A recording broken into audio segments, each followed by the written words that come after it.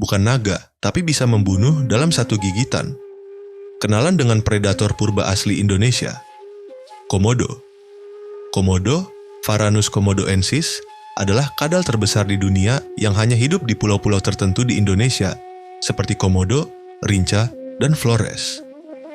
Mereka mampu mencium bau bangkai dari jarak hingga 9 km menggunakan lidah bercabang dan organ Jacobson yang mendeteksi partikel bau di udara. Komodo jantan memiliki 2 alat kelamin, hemipenis, meskipun hanya satu yang digunakan saat kawin. Dan jika tak ada jantan di sekitarnya, komodo betina memiliki kemampuan luar biasa untuk bereproduksi sendiri lewat partenogenesis, yakni proses biologis di mana sel telur berkembang menjadi embrio tanpa dibuahi oleh sperma. Dalam kasus komodo, partenogenesis menghasilkan keturunan jantan karena sistem kromosom mereka adalah ZW, betina, dan ZZ, jantan.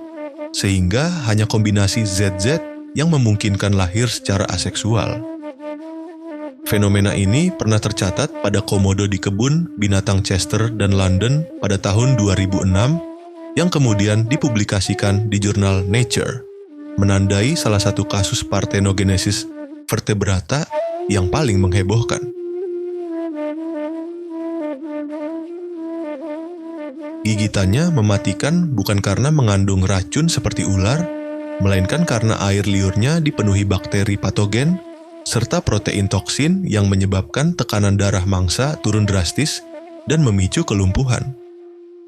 Meski tampak lamban, komodo mampu berlari hingga 20 km per jam dalam waktu singkat dan dapat bertahan tanpa makan selama berminggu-minggu. Dalam ekosistemnya, komodo berperan penting sebagai predator puncak, memangsa hewan lemah, sakit, atau tua, sehingga mencegah penyebaran penyakit dan menjaga keseimbangan populasi hewan lain seperti rusa, kerbau, dan babi hutan. Bahkan, sisa-sisa mangsa mereka memperkaya tanah dan membantu proses daur ulang nutrisi alami.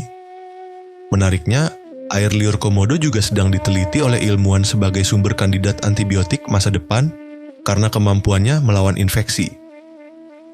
Dan bagaimana dengan asal-usulnya?